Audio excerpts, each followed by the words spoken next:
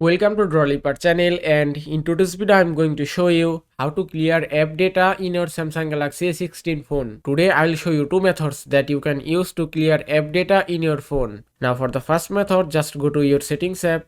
Now from here scroll down and then go to apps option. Now from here find the app that you want to clear data. Now from here, if you want to clear data of this app, just tap here, then scroll down and then go to storage option.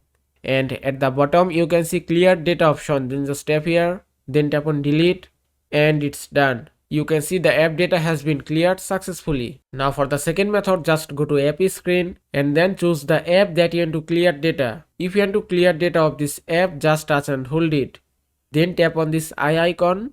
After that scroll down again and then go to storage, and that's it. Just tap on clear data, then tap on delete, and it's done. You can also clear your app cache from here. And that is how you can clear app data in your Samsung Galaxy A16 phone. I hope this video was helpful. If it was, please give it a thumbs up and don't forget to subscribe.